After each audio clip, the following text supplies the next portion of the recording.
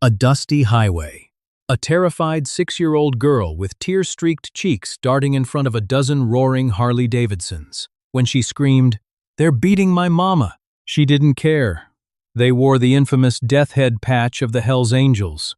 What happened next defies everything you think you know about outlaws. The mid-July sun over the Mojave Desert didn't just beat down, it suffocated. It turned the asphalt of Route 66, just outside of Kingman, Arizona, into a shimmering, mirage-soaked frying pan. For Jackson "Bear" Moreau, the heat was just another part of the ride. As the president of his local Hells Angels charter, Bear was a man carved from the very granite and grit of the American West. He stood 6'4", his arms heavily tattooed canvases telling stories of brotherhood, loss, and rebellion. Behind him, roaring in a perfect staggered formation, were 11 of his brothers. Among them was Silas Crow Abernathy, a lean, razor-sharp man who served as the sergeant-at-arms, and William Dutch Vanderlind, a mechanic whose massive hands could rebuild a twin-cam engine blindfolded. They were a terrifying sight to the uninitiated, a rolling thunder of chrome, black leather, and the iconic winged death head patch proudly displayed on their backs. They were outlaws by definition, men who lived by a code entirely separate from the society that judged them. The pack rumbled to a halt at a dilapidated roadside stop known as the Rusty Pump. It was nothing more than 2 ancient gas pumps and a cinder-block diner that looked like it had survived a nuclear blast. The engines fell silent, one by one, leaving a ringing emptiness in the desert air, replaced only by the ticking of cooling exhaust pipes and the crunch of heavy boots on gravel. Bear unfastened his helmet, wiping a line of sweat from his forehead. "Fill him up, Dutch. Get the boy some water." We got another 100 miles before sundown. As the men began to stretch their cramped legs and pull bandanas from their faces, the silence of the desert was broken by a sound that didn't belong. It wasn't the hiss of a rattlesnake or the cry of a hawk. It was a rhythmic, frantic slapping of bare feet against the blistering pavement, accompanied by sharp, ragged gasping. From the dry wash across the highway, a tiny figure emerged, fighting her way through the thorny scrub brush. It was a little girl, no older than 6. She wore a faded yellow sundress that was snagged and torn at the hem. Her face was smeared with dirt and tears, and her bare feet were bleeding from the jagged desert rocks. Crow tightened his grip on his heavy silver belt buckle. "Bear," he said, his voice dropping an octave. "Look." The bikers, men who had stared down rival syndicates and riot cops without flinching, froze. The sight of the terrified child was so jarring, so out of place in this barren wasteland, that for a split second, nobody moved. The girl didn't hesitate. She didn't see the patches. She didn't see the scowling faces, the scars, or the intimidating bulk of the men standing before her. She just saw adults. She saw help. She ran straight toward the largest man in the group, Bear. Before Bear could even drop to a knee, the little girl crashed into his legs, her tiny, dirt-caked hands grabbing fistfuls of his heavy leather cut. She buried her face into his jeans, her entire body shaking with violent, uncontrollable sobs. Hey, little one," Bear grunted, his deep, gravelly voice softening as he awkwardly placed a massive, calloused hand on her trembling shoulder. "Whoa, slow down. Where are your folks? Where'd you come from?" The little girl tilted her head back. Her bright blue eyes were wide with a terror that no child should ever know. She pointed a shaking, scraped finger back across the highway toward a dirt road that wound out of sight behind a rocky ridge. "Please," she choked out, her voice raw and breaking. "You gotta help! They're beating my mama! They're gonna kill her!" The atmosphere at the Rusty Pump instantly shifted. The casual demeanor of the bikers vanished, replaced by an icy, predatory stillness. The Hells Angels are a brotherhood built on a specific set of rules, and while they operate outside the bounds of polite society, there is a universal law carved deep into the heart of every man wearing that patch. You do not touch women, and you never touch children. Dutch stepped forward, a heavy crescent wrench still gripped in his hand. "Who is beating her, sweetheart?" "Trenton," the girl sobbed, wiping her nose with the back of her dirty arm. "Trenton and his friends. Mama told me to run and hide in the rocks, but I heard her screaming. Please, mister." You gotta make them stop. Bear knelt, bringing his eyes level with hers. What's your name, little girl? Daisy, she whispered. All right, Daisy, Bear said, his tone shifting from comforting to absolute stone. He looked up, his eyes locking with Crow's. A silent conversation passed between the two veterans. They didn't know the layout. They didn't know the odds. They didn't know who Trenton was, but it didn't matter. The code had been invoked. Bear stood up to his full height. He looked at the 11 men, staring back at him. He didn't need to shout orders. Mount up, Bear growled. Within seconds, the desert silence was shattered by the simultaneous roar of 12 heavy V-twin engines. Bear grabbed his jacket, looking down at the terrified girl. He hoisted Daisy up effortlessly, settling her securely on the wide gas tank of his custom Harley, shielding her tiny frame between his massive arms. Show me the way, Daisy, Bear said, kicking the bike into gear. Nobody is going to hurt your mama anymore. Daisy pointed a trembling finger toward the unmarked, rutted dirt road winding behind the ridge. The convoy of Hell's Angels turned off the smooth asphalt and tore onto the gravel, a massive plume of white dust rising behind them like a storm cloud. Bear kept his speed steady, his arms locked around the little girl to absorb the shock of the washboard road. They rode for 3 miles into the absolute middle of nowhere. The landscape grew bleaker, the scrub brush giving way to scattered junk-rusted car chassis, piles of blown tires, and discarded appliances. Finally, nestled at the bottom of a dry ravine, a dilapidated single-wide trailer came into view. The windows were cracked, the siding was peeling, and the front yard was a graveyard of broken bottles and rusted iron. Parked out front were 2 dark, late-model SUVs. They weren't the beat-up trucks you'd expect to see at a squatter's trailer. They were expensive, heavily tinted, and equipped with rugged off-road tires. Bear's eyes narrowed behind his sunglasses. Professional. This wasn't just a domestic dispute with a drunken boyfriend. The vehicles screamed organized money. Bear signaled the pack. They didn't kill their engines to sneak up. The Hell's Angels don't sneak. They rolled into the dirt yard, the synchronized, thunderous roar of their pipes echoing off the ravine walls, intentionally designed to strike pure panic into whoever was inside. Bear hit the kill switch and stepped off the bike, lifting Daisy down and handing her to Dutch. Keep her back, he ordered. Crow, pulling a heavy maglite flashlight from his saddlebag, a tool equally useful for seeing in the dark, as it was for breaking jaws, fell in line right behind Bear. 4 other brothers flanked them, their faces set in grim determination. Before Bear could even reach the wooden porch steps, the sound of glass, shattering, echoed from inside, followed by a woman's agonizing scream. Bear didn't bother with the doorknob. He raised his heavy leather boot and kicked the cheap aluminum door square in the center. The lock sheared off, the doorframe splintered, and the door flew inward, crashing violently against the interior wall. Bear stepped into the cramped, sweltering living room. The air smelled of stale beer, cigarette smoke, and copper, the distinct metallic scent of blood. The scene inside was pure chaos. The furniture was overturned, the cheap linoleum floor was ripped up in patches, and couch cushions were slashed open. In the center of the room, kneeling on the floor with her hands bound behind her back with zip ties, was Soraya Weston. Her face was bruised, her lip was split open, and a stream of blood poured from a gash above her eye.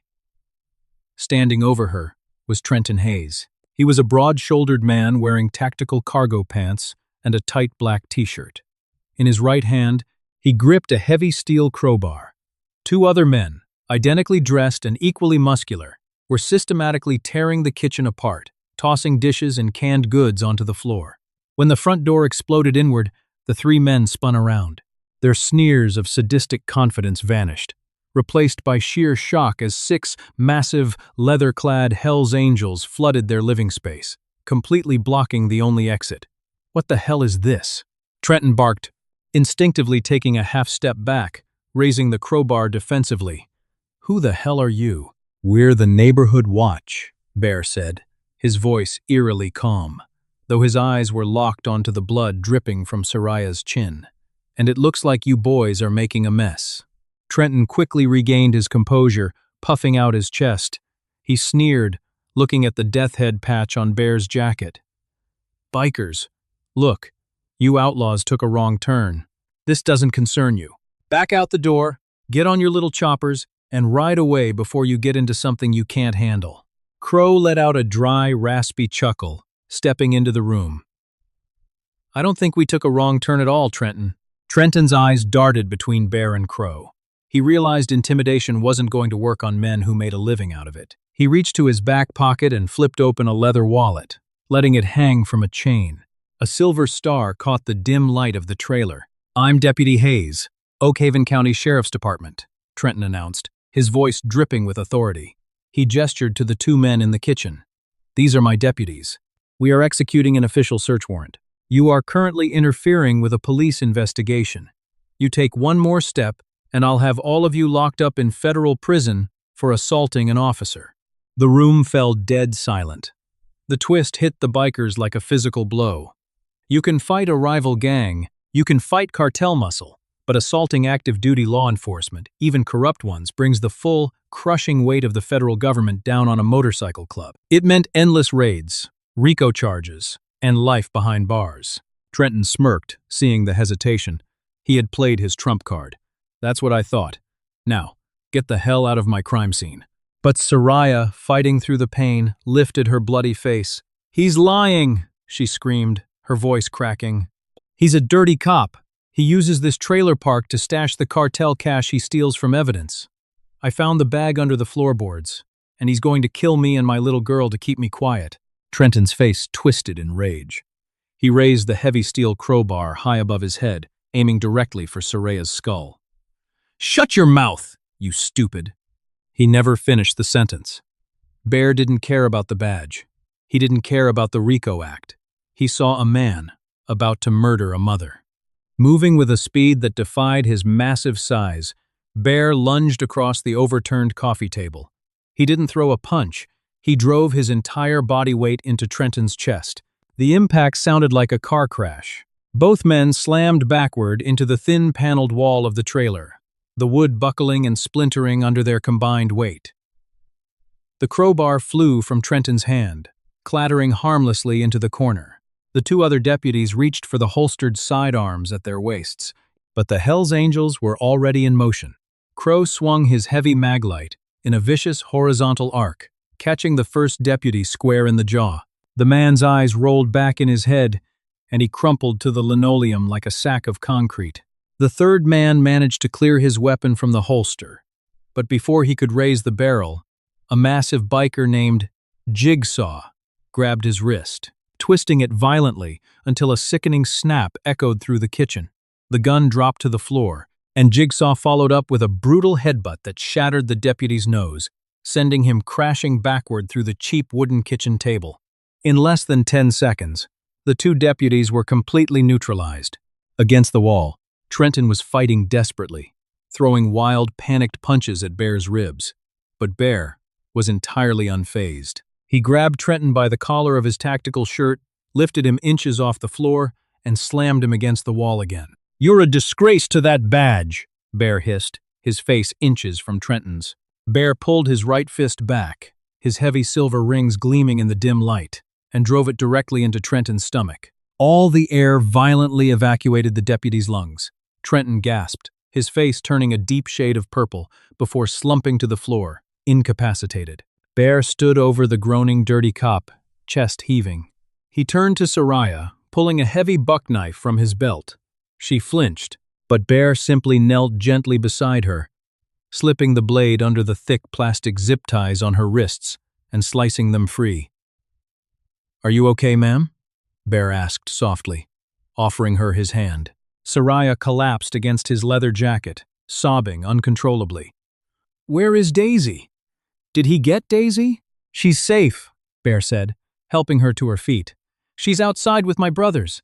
Nobody is ever going to hurt you or your little girl again." But as Crow kicked the floorboards away where the deputies had been digging, revealing a massive black canvas duffel bag stuffed with vacuum-sealed bricks of $100 bills, the bikers realized the nightmare wasn't over. By laying out 3 dirty cops and exposing millions in stolen cartel money, they hadn't just saved a mother and daughter.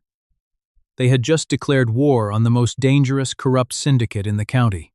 And out in the desert, A war is exactly what you get. Crow stood over the gaping hole in the trailer's floorboards, the heavy mag light illuminating the black canvas duffel bag. He reached down, unzipping it with a sharp pull. Inside, tightly stacked bricks of $100 bills, vacuum-sealed in thick plastic, reflected the dull light. It was millions. "Bear," Crow said, his raspy voice unusually tight. "We just stepped in it, deep." Bear didn't flinch. He turned away from the bloodied face of Trenton Hayes, who was groaning and struggling to breathe on the cheap linoleum. "Zip-tie them," Bear ordered, his voice cutting through the tension like a straight razor. "Use their own cuffs. Bind their ankles to their wrists. Make 'em tight." Jigsaw and Crow moved with practiced efficiency. Within seconds, the 3 dirty deputies were hogtied in the center of the ruined living room. Trenton, coughing violently, managed to lift his head. A dark mixture of blood and saliva dripped from his chin. "You're dead," Trenton wheezed, a psychotic grin spreading across his broken face. "You stupid, dirty bikers. You don't even know whose money that is. The cartel doesn't care about your little motorcycle club. They'll skin every single one of you alive. My backup is already on the way." Bear calmly walked over to Trenton, his heavy boots crunching on broken glass.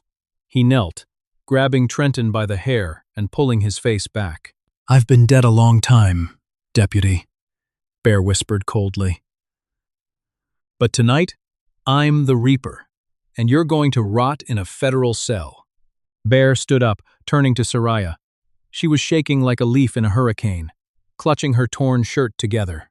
"Soraya, you need to listen to me," Bear said, his tone softening but maintaining absolute urgency. "We can't stay here. If he called his cartel buddies, this trailer park is about to become a war zone. We are getting you and Daisy out." "They'll hunt us," Soraya sobbed, panic setting in. "Trenton owns the local sheriff's department. He owns the judges. There's nowhere to hide." "He doesn't own us," Bear replied, his eyes narrowing. "Grab anything you absolutely need. We leave in 2 minutes." As Soraya scrambled into the back bedroom, Dutch burst through the splintered front doorway. His face was grim. "Bear, we got a problem. I was out back scoping the ridge. We got a dust cloud on the horizon coming down the eastern service road. Moving fast. Looks like 3, maybe 4 heavy vehicles." Bear's jaw clenched. Trenton wasn't lying. The cavalry was coming. He looked at the duffel bag of cash. Leaving it meant the corrupt cops could cover their tracks, blame the assault on the Hells Angels, and finish the job on Soraya later. Taking it meant painting a massive target on their own backs. "Crow, grab the bag," Bear commanded. "Strap it tight to Jigsaw's sissy bar. It's the only leverage we have." Soraya emerged holding a small, worn backpack. Bear grabbed her arm gently but firmly, guiding her out the door. Outside, the remaining 8 bikers were already on high alert, engines idling, their hands resting ominously close to the heavy tools and weapons tucked into their cuts. Daisy was sitting in the sidecar of a heavily modified knucklehead chopper, ridden by a grizzled veteran named Iron Mike. She looked terrified, but Iron Mike had draped his heavy leather jacket over her shoulders, offering her a reassuring, toothless grin. "Soraya, you ride with me," Bear said, pointing to the passenger pillion on his massive Harley. "Wrap your arms around my waist and do not let go, no matter what happens." "Where are we going?" she asked, tears streaming down her face as she swung her leg over the bike. "The Devil's Anvil," Bear replied, referencing an abandoned copper smelting plant deep in the labyrinth of the Black Mountains. It was a fortress of rusted steel and concrete that the charter occasionally used as a fallback location. Bear kicked his bike into gear, raising his left fist in the air. The pack instantly fell into formation. "Ride hard, ride fast," Bear roared over the deafening thunder of the V-twins. "Nobody touches the girl." As the convoy of 12 motorcycles tore out of the dirt yard, kicking up a massive smokescreen of desert dust, the first of the cartel's pursuit vehicles crested the ridge. It was a blacked-out, armored Ford Excursion. The war had officially begun. The desert sky was bleeding into a bruised purple twilight as the Hells Angels hit the open blacktop of Route 66. Bear pushed his Harley to the absolute limit, the speedometer needle vibrating past 90. The wind tore at them, a howling tempest that ripped the tears straight from Soraya's eyes. She clung to Bear's leather cut with a death grip, burying her face into his broad back. In the rearview mirror, Bear saw the nightmare approaching. The armored excursion was barreling down the highway, pushing 100 miles an hour, completely ignoring the center lines. Behind it, two more identical SUVs emerged from the dust. They weren't flashing police lights. These were cartel cleaners, sent to wipe the slate entirely clean. "Company!" Crow yelled over his shoulder, signaling the pack. The Hells Angels didn't scatter in panic. They operated with a terrifying, synchronized discipline, born from years of riding, inches apart at highway speeds. They seamlessly shifted from a tight, staggered column into a wide, offensive V formation, taking up both lanes of the desolate highway. From the passenger window of the lead excursion, a man in a tactical vest leaned out, raising an automatic rifle. The sharp, staccato crack, crack, crack of gunfire echoed over the roaring engines. Sparks erupted from the asphalt just inches from Jigsaw's rear tire.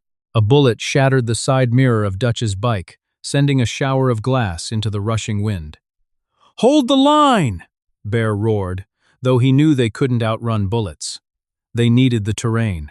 Up ahead, the highway carved into the base of the Black Mountains, transitioning from a straight straightaway into a treacherous series of sharp, winding switchbacks, known as the Viper's Tail. The heavy SUVs would have the advantage on the straightaway, but in the canyon, agility was king. Bear leaned hard to the right, his floorboards violently scraping the asphalt in a shower of orange sparks as he hit the first switchback.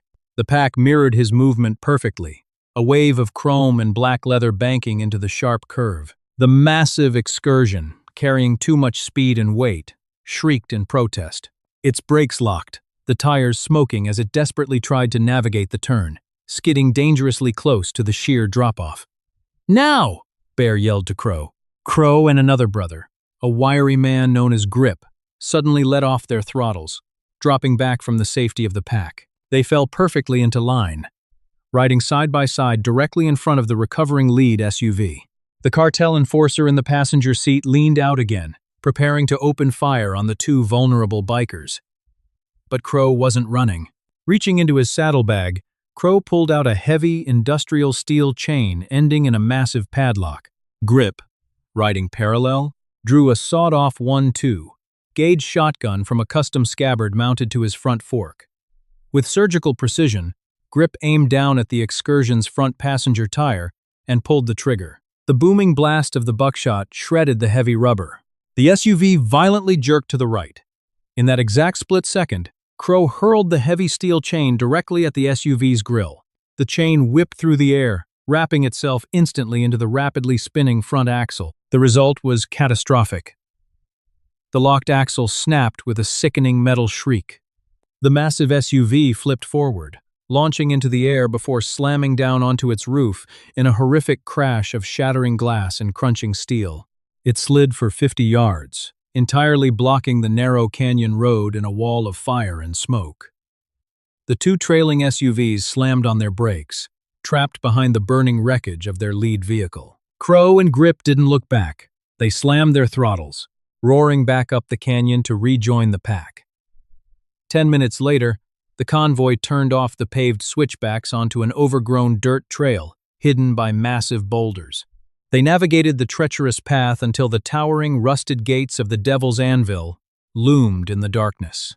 The abandoned copper smelting plant looked like a mechanical graveyard, surrounded by sheer rock walls and high chain-link fences. Dutch hopped off his bike, heaving the heavy steel gates open. The pack rode into the central courtyard, killing their engines.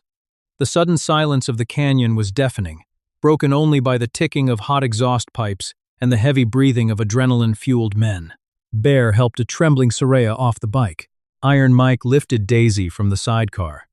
The little girl, remarkably resilient, wasn't crying anymore. She simply clung to Mike's leather jacket, staring wide-eyed at the towering bikers.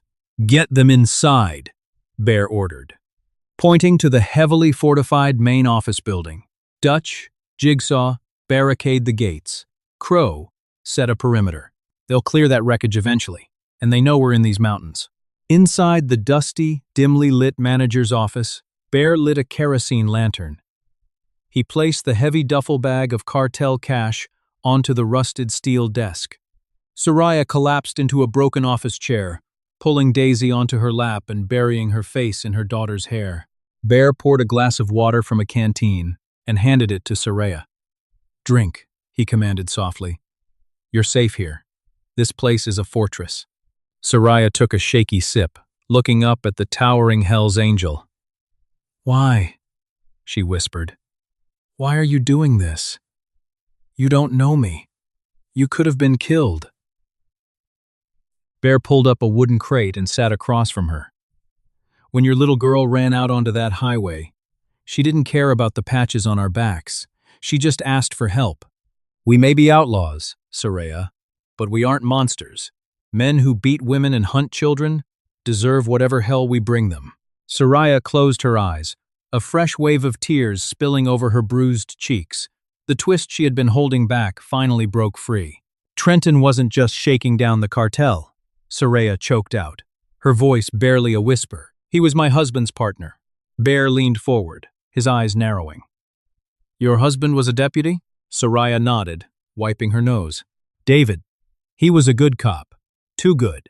3 months ago, he discovered that Trenton and the sheriff were skimming seized cartel drug money and pinning it on local gangs. David was going to the FBI. She looked at the black duffel bag on the desk. Trenton found out. He murdered David, staged it as a traffic stop gone wrong. But before David died, he hid that bag. He told me it was my insurance policy. If anything happened to him, I was supposed to give it to the feds to prove the corruption." The room grew heavy with the weight of her words. Trenton realized the money was missing. Soraya continued, her voice trembling. "He figured out David hid it at the trailer. He was going to torture me until I told him where it was under the floorboards. And then he was going to kill us both."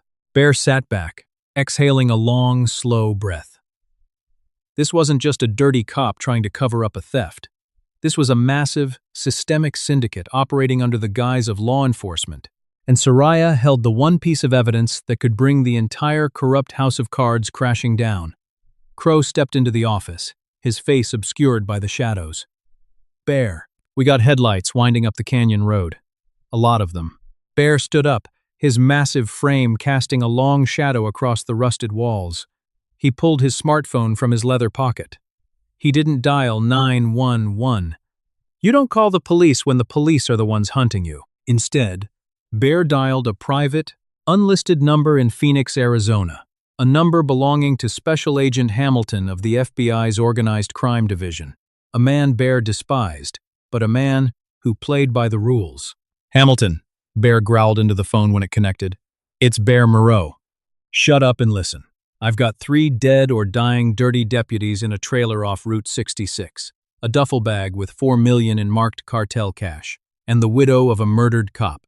We are currently under siege at the old Anvil plant by half the corrupt sheriff's department." There was a long pause on the other end of the line. "I'm cashing in my marker." "Hamilton," Bear stated, his voice absolute ice. "You want the biggest corruption bust of your career? You get a tactical federal bird in the air right now. Because if my brothers and I have to shoot our way out of this canyon, there won't be anyone left for you to arrest." Bear hung up the phone, dropping it onto the desk. He looked at Soraya, then at little Daisy, who was staring at him with wide, trusting eyes. Bear drew a heavy .45 caliber pistol from the back of his waistband, pulling the slide back to chamber, around with a loud, metallic clack. "Lock the door behind me," Bear said. 5 years had passed since the sweltering night at the Devil's Anvil. The Mojave Desert, with its cartel hitmen and corrupt deputies, felt like a distant, terrible nightmare. Soraya had relocated her small family to the freezing, snow-swept town of Cody, Wyoming. She managed a local diner, pouring coffee for ranchers and truckers, while Daisy, now a bright and fiercely observant 11-year-old, thrived in her middle school. They had changed their last name. They had kept their heads down. The FBI Witness Protection Program had offered them a new life, and for half a decade, that life had been quiet, peaceful, and beautifully boring. Until the Tuesday before Thanksgiving. A bitter wind was howling through the valley, dropping the temperature to the single digits. Soraya was wiping down the counter after the dinner rush. her exhausted reflection staring back at her from the frosted windows. Across the empty, snow-covered parking lot, parked under a flickering yellow street lamp, was an unfamiliar dark sedan. It had been sitting there for 3 hours. The engine was running, the exhaust pluming into the freezing air, but nobody had stepped out. Soraya's chest tightened. That old, familiar panic, the ice-cold dread she thought she had buried in the Arizona dirt, began to claw its way up her throat. "Mom?" Daisy asked, looking up from her homework in the corner booth. "Are we ready to go?" "Yeah, sweetie," Soraya said, forcing a smile she didn't feel. She grabbed her heavy parka and locked the diner's front door behind them. The wind immediately bit into their skin. Soraya kept a tight grip on Daisy's hand, walking briskly toward their used Subaru.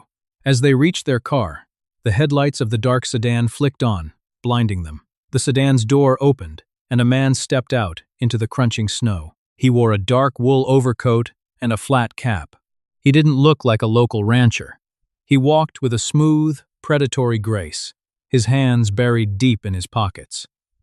"Soraya Weston," the man said.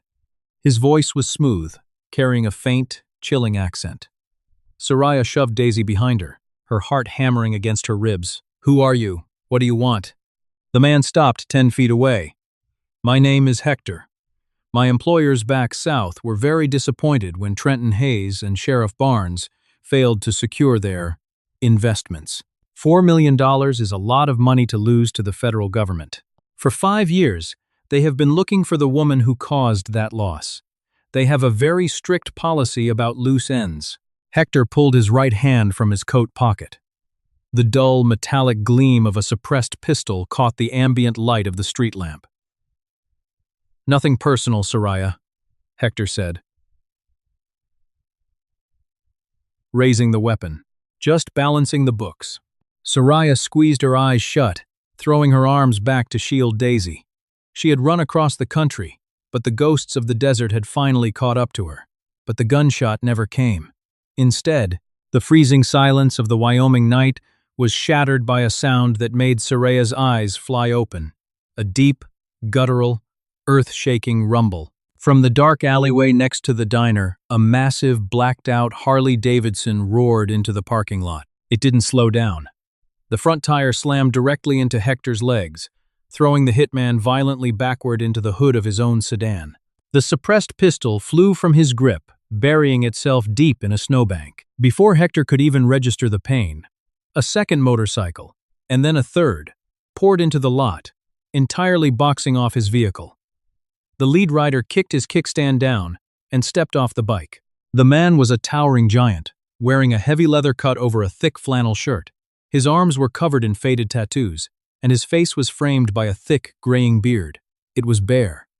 Behind him, shaking the snow from his heavy boots, was Crow, his eyes narrowed into deadly slits.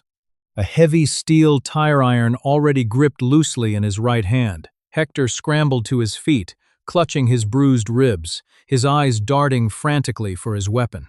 Bear stepped forward, grabbing the hitman by the lapels of his expensive wool coat and slamming him back against the sedan with bone-rattling force. "You boys from the south really don't listen, do you?"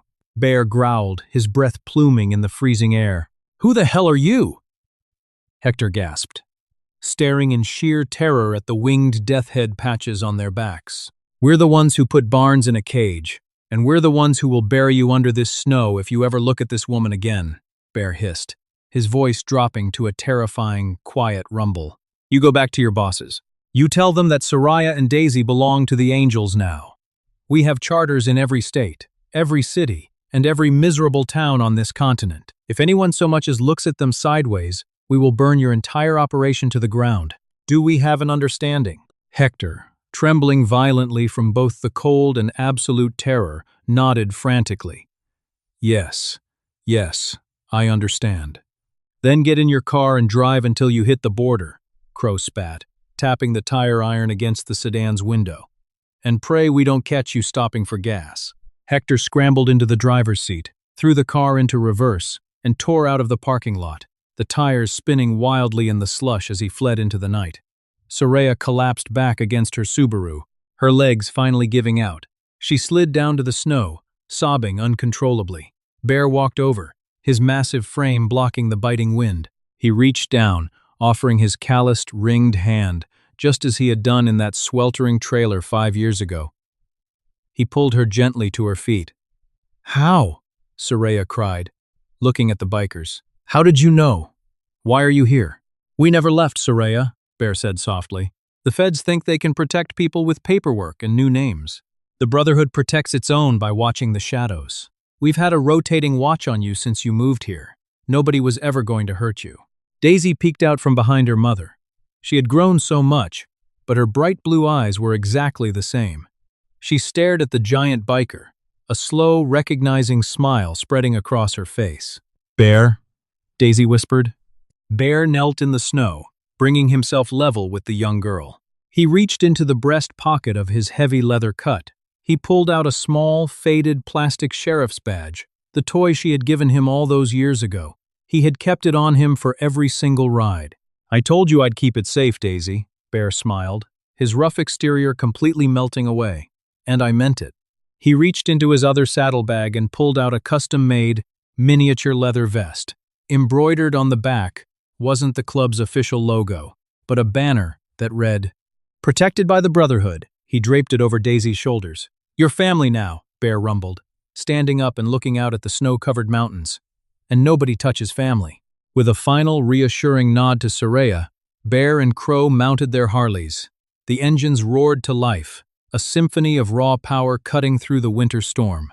As they rode off into the dark, swirling snow, Soraya finally realized the truth. They didn't just have guardian angels in heaven. They had them right here on Earth, riding on 2 wheels. Did this gripping, true-life story of the Hells Angels saving a mother and daughter leave you completely speechless? Sometimes, the most incredible heroes ride on 2 wheels and wear leather instead of capes. If you loved this unbelievable tale of outlaws delivering real justice, smash that like button, share it with your friends, and subscribe to our channel. Hit the bell so you never miss a wild ride. Hi, my name is Dominant Flame Escrow, the owner and manager of Dominant Flame Escrow. After watching the video, little girl ran to the bikers crying, "They're beating my mama, what the bikers did Leff." I'd really like to know what you think. How did this story make you feel? What stayed with me most was the desperation in that little girl's voice, and the fact that, in her fear, she ran toward people others might normally avoid. That emotional contrast gave the story so much weight. The bikers may have looked intimidating on the outside, but in that moment, they became the people she trusted most to protect someone she loved. I think stories like this resonate because they remind us that compassion and courage can come from unexpected places. Do you think the bikers reacted so strongly because they couldn't ignore a child asking for help, or because some situations cross every line, no matter who you are? And why do you think people are often surprised when tough-looking individuals show deep empathy and protection? Stories like this remind us not to judge people too quickly and to take cries for help seriously whenever we hear them. If this story stayed with you emotionally, I'd really love to hear your thoughts in the comments. And if you enjoy biker stories filled with loyalty, protection, and unexpected humanity, feel free to like and subscribe only if you'd like to see more.